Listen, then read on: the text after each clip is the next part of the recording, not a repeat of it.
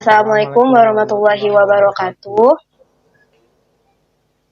Kami dari kelompok 7 ingin mempresentasikan hasil tugas manajemen proyek dengan judul pembuatan website e-commerce pada toko buku Sukamaju. Sebelumnya, kami izin untuk memperkenalkan diri terlebih dahulu. Nama saya Raski Satria Handayani dengan NPM 2020435622. Saya dengan NPM 2016. Dengan saya Aula Rifki Alcen dengan NPM 2020435667. Dengan saya Rizky Rahmatia dengan NPM 2020-4350-2367. Langsung saja ke latar belakang. Pada saat ini kita ada di zaman dimana semua serba teknologi. Hampir semua orang mengenal dan menggunakan teknologi. Dengan adanya internet, pola pikir masyarakat juga sedikit banyak terpengaruh. Banyak orang menjadikan semua hal menjadi mudah dengan adanya kemajuan ini. Dengan adanya teknologi internet menyebabkan para pelaku konvensional harus mengikuti perkembangan. Untuk itulah maka dibuat sebuah aplikasi website e-commerce untuk mendongkrak dan mendalami internet market. Implementasi dari website akan diletakkan di sebuah hosting milik salah satu perusahaan Indonesia guna meminimalisir biaya dan juga mempercepat akses karena pasar yang dituju masih berada dalam negeri. Selanjutnya ada rencana kegiatan. Yang pertama yaitu melakukan interview pada stakeholder untuk mendapatkan informasi dan menentukan kebutuhan dari proyek.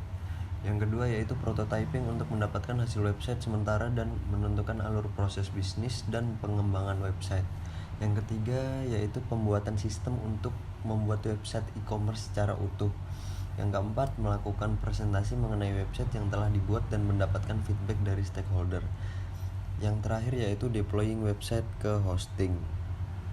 Selanjutnya tujuan kegiatan yang pertama yaitu membuat sebuah website e-commerce untuk toko buku. Yang kedua menentukan alur bisnis untuk toko buku Sukamaju. Yang ketiga melakukan pendataan pada seluruh buku pada toko buku. Yang terakhir yaitu membuat fitur pembayaran, metode pengiriman, dan proses tracking barang. Cakupan dari proyek ini yang pertama, proyek hanya mengerjakan proyek dari e-commerce. Yang kedua, fitur yang akan diterapkan sesuai dengan permintaan yang ada di dokumen kebutuhan. Yang ketiga, tingkat sekuritas sesuai dengan permintaan dari stakeholder. Keempat, proyek berjalan sesuai dengan waktu dan juga dana yang sudah ditetapkan di awal. Kendali dan penanggung jawab umum dari proyek ini adalah pemilik toko buku Sukamaju dengan pengendali proyek adalah manajer proyek di mana di bawahnya ada tim ahli yang berkompeten di bidang web development. Target dari proyek ini yang pertama, proyek akan menampilkan semua data buku yang tersedia dan juga harga dari buku. Yang kedua, proyek akan menampilkan metode pembayaran dan juga metode pengiriman kepada pelanggan. Untuk tenaga ahli, di sini dibutuhkan 5 orang, project manager, sistem analis, programmer, UI UX designer, dan project writer. Project manager, pendidikan, S2 sistem informasi, pengalaman minimal 5 tahun, jumlah 1 orang, waktu kerja 65 hari. Sistem analis, pendidikan, S1 sistem informasi, pengalaman minimal 4 tahun, jumlah 1 orang, waktu kerja 10 hari. Programmer, pendidikan S1 teknologi informasi, pengalaman minimal 2 tahun, jumlah 2 orang, waktu kerja 40 hari. UI UX designer, pendidikan S1 desain komunikasi visual, pengalaman minimal 2 tahun, jumlah 1 orang, waktu kerja 40 hari. Project writer, pendidikan D3, pengalaman minimal 2 tahun, jumlah 1 orang, waktu kerja 65 hari. Report, 1. Memperoleh laporan mengenai informasi kebutuhan dari website yang akan dibuat. Yang kedua, sistem analis membuat laporan mengenai batasan proyek, estimasi data, dan waktu kepada project manager. Ketiga, dokumen sistem menyusun laporan dokumen kebutuhan akhir. 4. Project manager memperoleh tampilan website sementara dari UI UX designer. Yang kelima, project manager menentukan alur bisnis dan perkembangan proyek. Yang keenam, programmer membuat website dalam jangka waktu 28 hari. Yang ketujuh, mendapatkan hasil akhir website dan memperoleh feedback daripada stakeholder.